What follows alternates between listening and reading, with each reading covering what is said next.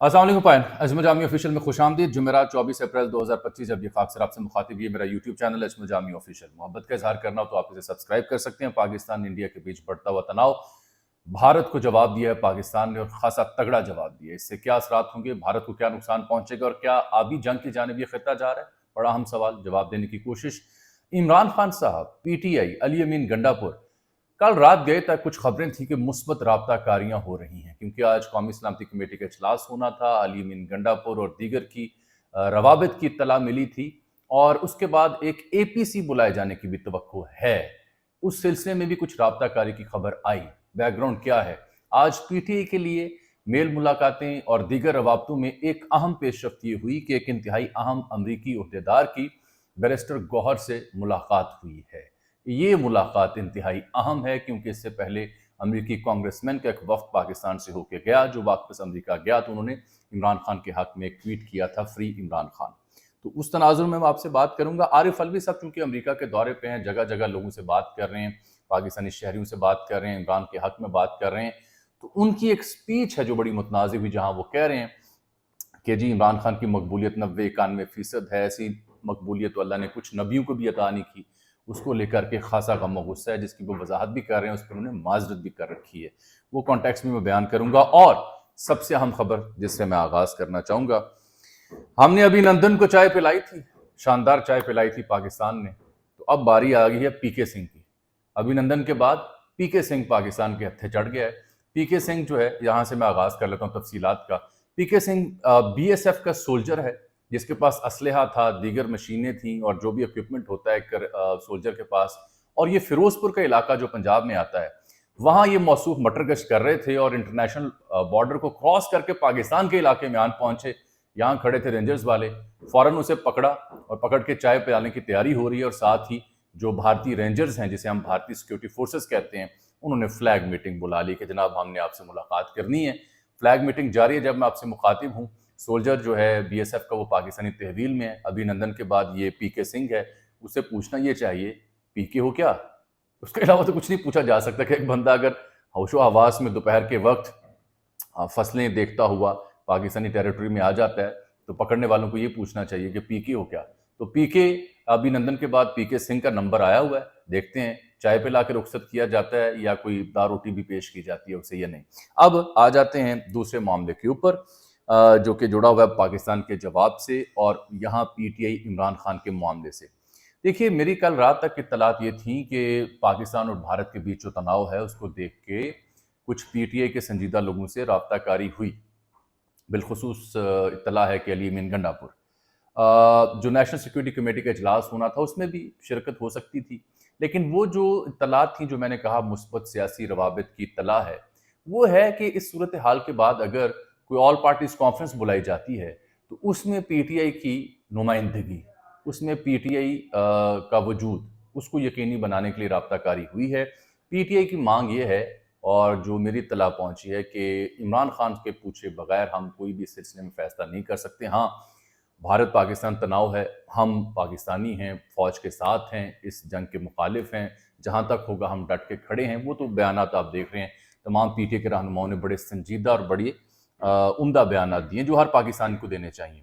तो यहाँ अब गुफ्तगू ये हो रही है कि अगर एपीसी, पाक भारत तनाव और जंग की सूरत में बुलाई जाती है, तो क्या इमरान खान साहब भी उसमें शरीक होंगे कुछ वक्त के लिए, और क्या उस सिलसिले में उन्हें इजाज़त होगी या नहीं होगी। और उसमें जो रात गए तक अपडेट थी, ये इशारे मिले थे कि ऐसी सूरत हाल अगर बर्पा हुई तो शायद इसकी गुंजाइश भी निकले, और इसमें मेन फोकल पर्सन होंगे अली अमीन गंडापुर साहब। मेरी अंडरस्टैंडिंग नाकिस इस सिलसिले में ये है।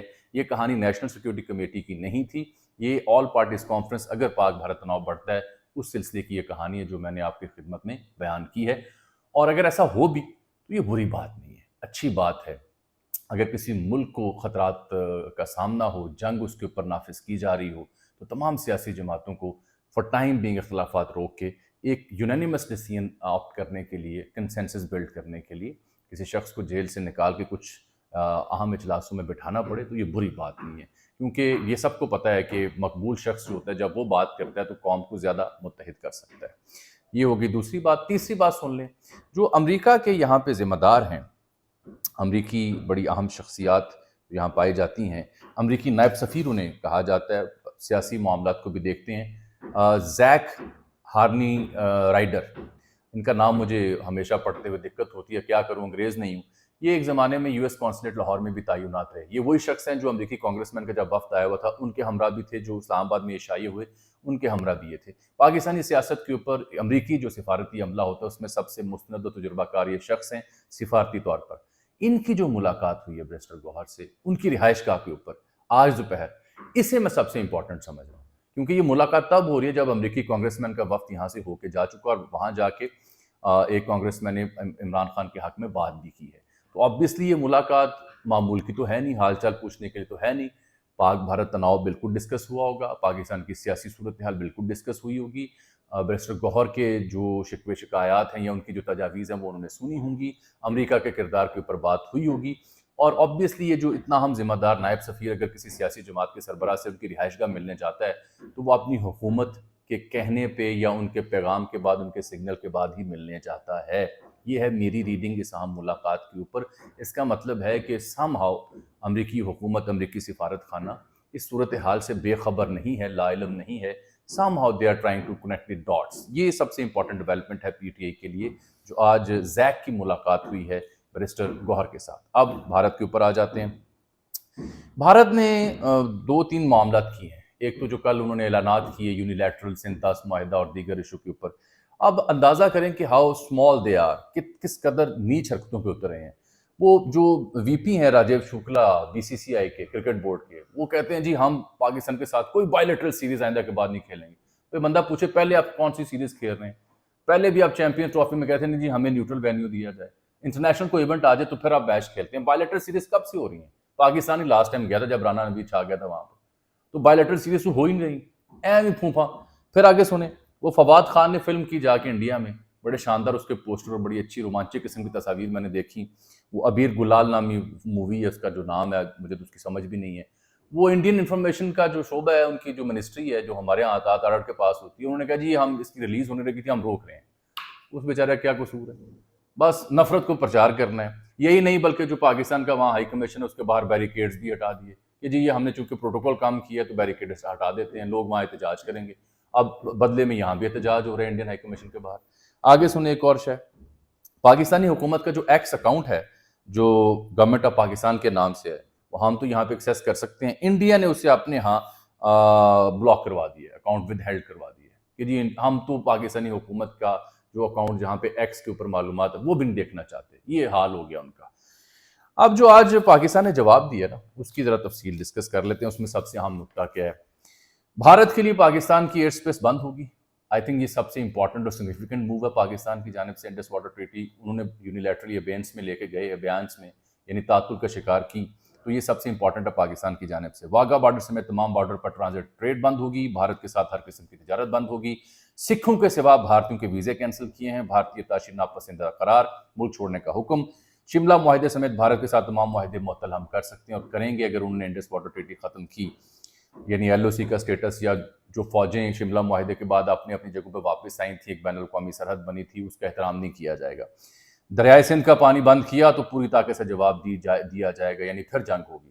بھارتی سفارت خانے کا سٹاف 30% تک محدود کر دیا. سادہ سی بات یہ ہے کہ جو انڈیا نے پاکستانی سفارتی عملے کے ساتھ کیا 50 سے 30, پاکستان نے بھی وہی جواب دیا. ان کے ملٹری توشی انہوں نے واپس بھیجے, ہم بھی واپس بھیج رہے ہیں. اور جو انہوں نے ٹریڈ بند کی ہم نے بھی ٹریڈ بند کر دی, ویزے بند کیے ہم نے بند کر دی. لیکن ایک بات کی میں داد دوں گا, سکھ یاتریوں کے ویزے بند نہ کر کے پاکستان نے بڑا شاندار پتہ کھیلا. کیونکہ سکھ یاتری پنجابی کا پرچار پاکستان کی جس طرح سے وہ مہمان نوازی سے محظوظ ہو رہے ہیں, آپ نے اس سیگمنٹ کو انٹیکٹ کر لیا کہ آپ آ سکتے ہیں. یہی اصل میں بھارت کا مسئلہ تھا.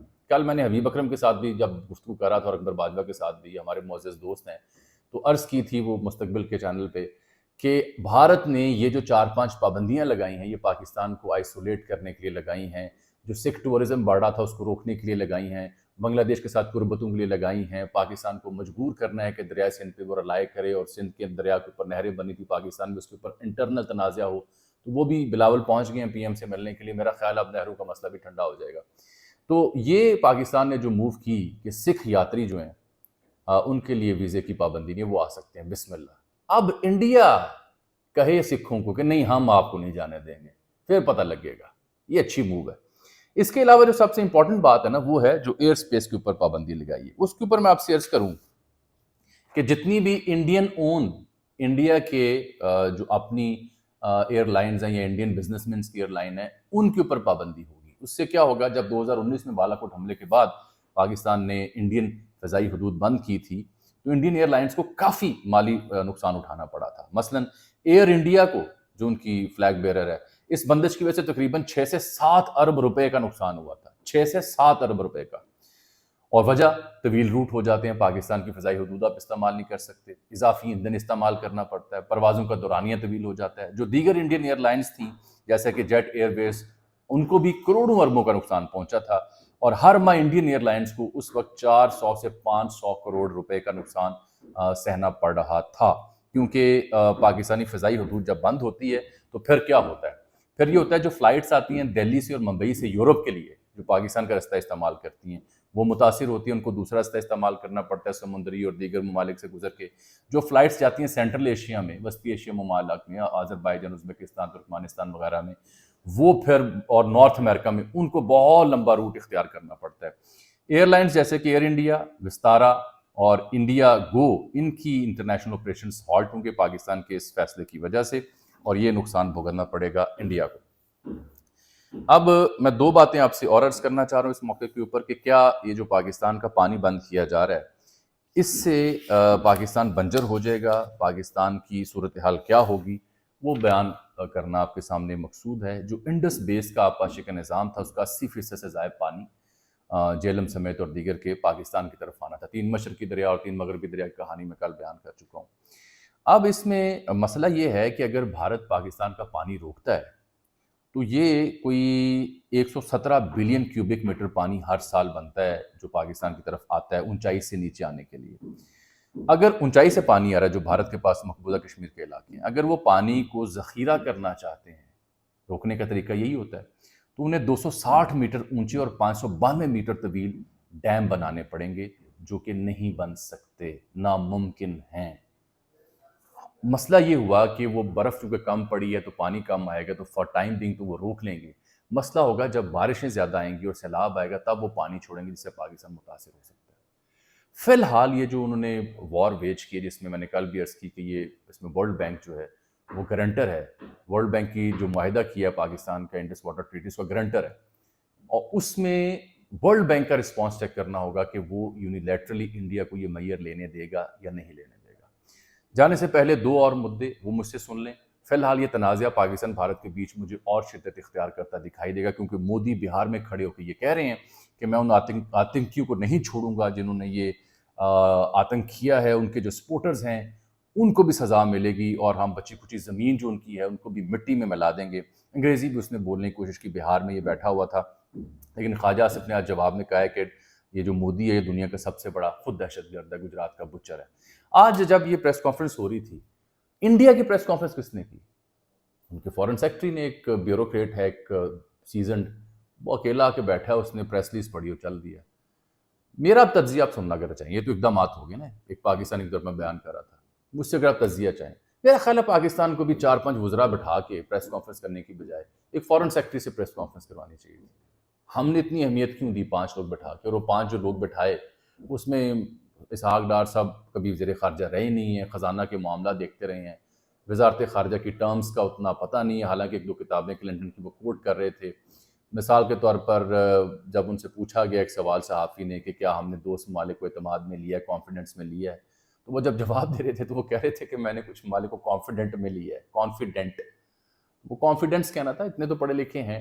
یہ ظاہری بات ہے جو سفارتکار ہوتے ہیں، آپ امیجن کریں میری ٹیم ممبر کہہ رہے تھے اگر یہاں پہ ہنا ربانی کھر ہوتی یا کوئی خورشید محمود قصوری ہوتے یا ان جیسے سیزنڈ لوگ ہوتے تو ان کی لب و لہجہ باڈی لینگویج کچھ اور ہوتی.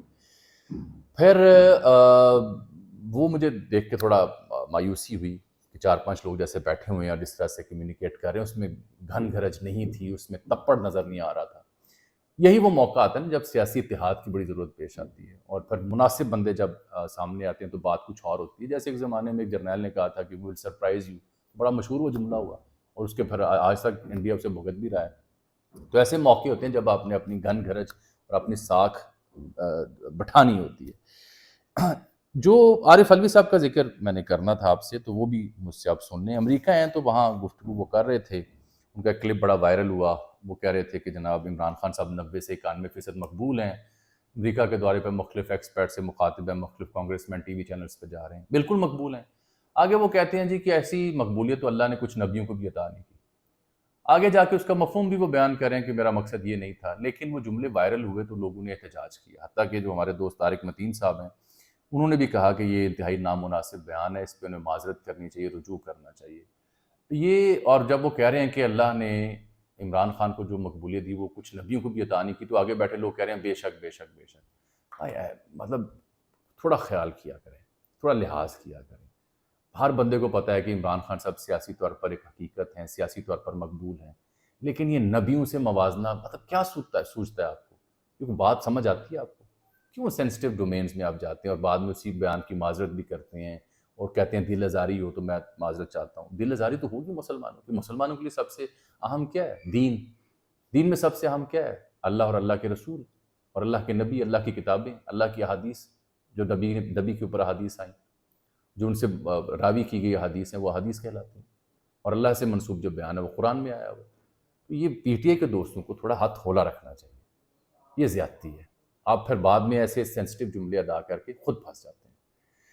فی الحال چائنا کا مجھے انتظار رہے گا کہ چائنا یہاں پہ کیا وے ان کرتا ہے اور امریکہ کی جانب سے کیا بیان آتا ہے۔ پاکستان اقوام متحدہ ورلڈ بینک کو بھی انگیج کرے گا، لیکن جو بھارتی عزائم مجھے دکھائی دے رہے ہیں اس کے مطابق بھارت چاہ رہا ہے کہ خطے میں جنگ کی صورتحال ہو۔